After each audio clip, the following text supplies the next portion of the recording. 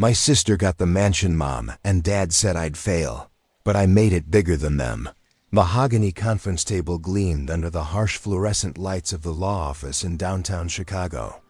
Lily Thompson sat rigidly in the leather chair, her hands folded tightly in her lap, trying to ignore the smug expression on her older sister Emma's face. At 25, Lily had always been the overlooked daughter, the one who chose art over business, dreams over practicality, hope over their parents' cynical realism. The family lawyer, Mr. Henderson, cleared his throat as he opened the thick manila folder containing Robert and Margaret Thompson's final will and testament. The Thompsons had built their fortune in real estate development, owning prime properties across the Midwest. Their sudden death in a car accident 3 weeks prior had left both daughters reeling, but today would determine their futures. Emma, 32 and perfectly groomed in her tailored black suit, had always been the golden child. She'd graduated summa cum laude from Northwestern's business school, married a successful hedge fund manager, and had 2 picture-perfect children. She lived in a pristine suburban home in Winnetka, complete with a white picket fence and a golden retriever named Max. Lily, on the other hand, had dropped out of college to pursue her passion for photography. She worked freelance jobs, lived in a cramped studio apartment in Lincoln Park, and drove a 15-year-old Honda Civic that made concerning noises every morning. Her parents had never hidden their disappointment in her choices. As Mr. Henderson began reading the will, Lily's heart sank with each word. The family's crown jewel, a magnificent Georgian mansion in Lake Forest worth over $4 million, went to Emma. The summer home in Michigan, the investment properties, the stocks, the bonds, everything of significant value flowed to her sister like water finding its natural course. Then came Lily's portion, a measly $10,000, and a collection of their mother's costume jewelry. But it was the personal note from her parents that cut deepest. Mr. Henderson's voice softened as he read their final words to their younger daughter. Lily, we hope this small inheritance will help you finally grow up and make something of yourself. We've watched you struggle with your impractical dreams for years. Perhaps now you'll understand that success requires discipline, not fantasy. The words echoed in the sterile office like a death sentence. Emma's eyes gleamed with satisfaction as she reached across the table to squeeze Lily's shoulder with mock sympathy. Even in death, their parents had delivered one final message. Emma was the winner, and Lily was the disappointment. That evening, Lily stood in her tiny apartment, staring at the check for $10,000. The walls seemed to close in around her as she absorbed the magnitude of her parents' final judgment. They had literally valued her contributions to the family at less than 1% of what they'd given. Emma, the message was clear. They expected her to fail, but as she looked at her photography equipment scattered across the small space, her professional camera, her editing setup, the portfolio of work she'd been building for years, something shifted inside her. The hurt began to transform into something harder, more focused. If her parents thought she would fail, she would prove them catastrophically wrong. The next morning, Lily walked into the small business loan office of First National Bank. She had a plan, and she was going to need every penny of that $10,000 as a down payment on her future. The loan officer, a middle-aged woman named Mrs. Patterson, looked skeptical as Lily outlined her business proposal. Lily wanted to start a boutique photography studio specializing in lifestyle and family portraits for Chicago's growing young professional class. She'd identified a gap in the market. Most established photographers catered to traditional families or corporate headshots, but there was a whole generation of young couples and families who wanted something more contemporary, more authentic. Mrs. Patterson reviewed Lily's portfolio, her business plan, and her financial projections. The numbers were tight, the risk was high, but there was something compelling about the young woman's determination. After 2 hours of discussion, Lily walked out with a small business loan of $50,000. The next 6 months were a blur of 18-hour days. Lily found a small studio space in the trendy Wicker Park neighborhood, just 2 rooms above a vintage clothing store. She painted the walls herself, installed the lighting equipment, and created a minimalist aesthetic that would appeal to her target demographic. Her first clients were friends and friends of friends, young couples looking for engagement photos, new parents wanting to capture their baby's first months, small business owners needing fresh headshots for their websites. She charged less than her established competitors, but she offered something they couldn't, an understanding of what her generation actually wanted. Word spread slowly through social media. A particularly striking engagement shoot she'd done for a local food blogger went viral on Instagram, bringing in a flood of new inquiries. A family portrait session led to a referral to photograph a small wedding, which led to more weddings, which led to corporate events. By the end of her first year, Lily had not only repaid her loan, but had enough profit to hire an assistant and upgrade her equipment. Emma, meanwhile, had settled into her inheritance, moving into the family mansion and hosting elaborate dinner parties for her husband's business associates. The sisters rarely spoke, but when they did, Emma's tone carried a subtle condescension. She would ask about Lily's little photography business with the same tone someone might use to inquire about a child's lemonade stand. She seemed to take pleasure in mentioning her own comfortable life, her children's private school education, her husband's latest bonus. But Lily was building something her sister couldn't see. While Emma enjoyed the fruits of their parents' labor, Lily was creating her own empire, one satisfied client at a time. She wasn't just running a business. She was building a brand, a reputation, a legacy that would be entirely her own. As the chapter closes, Lily stands in her expanding studio, looking at the wall of awards and testimonials from happy clients. The hurt from her parents' final judgment still stings, but it's being steadily replaced by something more powerful: the quiet confidence that comes from proving everyone wrong, one success at a time. 3 years after receiving her inheritance, Lily's business had outgrown the small studio in Wicker Park.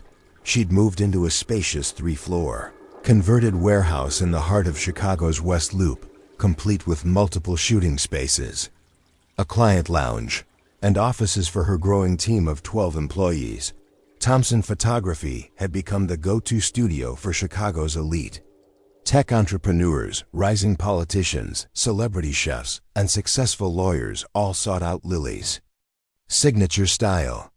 Her waiting list stretched 6 months, and her rates had increased tenfold from those early days when she charged friends barely enough to cover her expenses. But Lily's ambitions extended far beyond photography. She'd used her success and connections to branch into adjacent industries. She'd launched a wedding planning service, a floral design company, and a boutique marketing agency that specialized in lifestyle brands. Each venture fed into the others, creating a comprehensive ecosystem of services for her affluent clientele. The breakthrough came when she photographed the wedding of Sarah Chun, a rising star in Chicago's tech scene. Sarah was so impressed with Lily's work that she introduced her to her network of startup founders and venture capitalists. Within months, Lily had secured investments to expand her operations nationwide. By year 5, Thompson Creative Group had studios in New York, Los Angeles, and Miami. Lily had written a best-selling book about entrepreneurship, hosted a popular podcast about small business success, and had been featured on the cover of Forbes' 30 Under 30 issue. Her personal net worth had surpassed $8 million. Emma, meanwhile, had been living comfortably but not luxuriously on her inheritance. The mansion required constant maintenance, property taxes were astronomical, and her husband's hedge fund had suffered several bad years. They'd been forced to take out a second mortgage and had quietly put their Michigan summer home on the market. The sisters' paths crossed again at their cousin's wedding in downtown Chicago. Emma arrived in a respectable but unremarkable dress, while Lily made an entrance in a custom-designed gown that had been featured in Vogue. The whispers followed. Lily through the reception as family members and old friends approached her with a mixture of admiration and curiosity. During the cocktail hour, Emma cornered Lily near the bar. For the first time in years, the dynamic between them had shifted. Emma's usual confidence seemed forced, her smile strained. She complimented Lily's success with words that felt hollow, asking probing questions about her business that revealed a desperation Emma couldn't quite hide. Later that evening, alone, in her penthouse apartment overlooking Lake Michigan, Lily reflected on how dramatically their positions had reversed. The mansion that had once seemed like the ultimate prize now felt like a beautiful prison that was slowly draining Emma's resources. Meanwhile, Lily had built something far more valuable than any inheritance, a business empire that generated wealth rather than consuming it. The final turning point came during Chicago's annual charity gala, an event their parents had attended religiously. Lily arrived not as a guest, but as the evening's keynote speaker. She'd been invited to discuss her journey from struggling artist to successful entrepreneur, and her story resonated with the audience of business leaders and philanthropists. In the audience, Emma sat with her husband, watching her younger sister command the stage with confidence and grace. The girl their parents had dismissed as a dreamer was now being celebrated as a visionary. The local newspaper's coverage the next day featured a full-page spread about Lily's speech, describing her as a self-made millionaire. That weekend, Emma made a decision that would have been unthinkable 5 years earlier. She called Lily and asked to meet for coffee. When they sat across from each other in the elegant cafe of Lily's hotel, Emma's facade finally cracked. She admitted that she and her husband were struggling financially, that maintaining the mansion had become a burden rather than a blessing, and that she was considering selling it. But more than that, Emma expressed something she'd never said before: respect. She acknowledged that their parents had been wrong about Lily, that she'd accomplished something remarkable, and that she was proud of her sister's success. The conversation was awkward and emotional, but it marked the beginning of a relationship built on mutual recognition rather than childhood hierarchies. As the story reaches its climax, Lily makes a decision that surprises everyone, including herself. She offers to buy the family mansion from Emma at full market value, not as a symbol of victory, but as a way to preserve their family's legacy while freeing Emma from its financial burden. The final scene takes place 6 months later. Lily stands in the grand foyer of the mansion, now renovated and serving as the headquarters for Thompson Creative Group, the space that once represented her parents. Judgment has been transformed into a symbol of her triumph.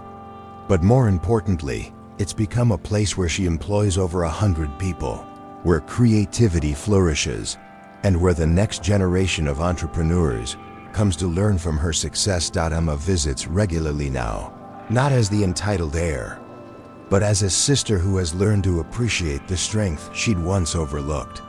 Their relationship isn't perfect, but it's real in a way it never was when they were divided by their parents' expectations and their own insecurities. The story concludes with Lily receiving a letter from a young woman who'd heard her speak at a conference. The letter describes how Lily's story had inspired her to pursue her own dreams, despite her family's disapproval. As Lily reads the letter in her office, the same room where their father had once dismissed her ambitions, she realizes that her greatest achievement isn't the money she's made or the business she's built. Her true victory is proving that success isn't inherited, it's created, that dreams aren't impractical. They're the foundation of every great achievement. And that sometimes the greatest gift disappointed parents can give their children is the motivation to prove them wrong. The mansion still stands, more beautiful than ever. But now it represents something entirely different. Not the judgment of the past, but the unlimited potential of the future. And in that future, Lily Thompson isn't just the daughter who got nothing, she's the woman who built everything. Thank you for watching this story unfold with us here on M&A The Story Unfolds. If you enjoyed it, don't forget to subscribe to the channel and turn on the notification bell so you never miss a new tale. We'd love to know where you're watching. Leave a comment below and tell us what part of the world you're joining us from. Your support means everything. See you in the next story.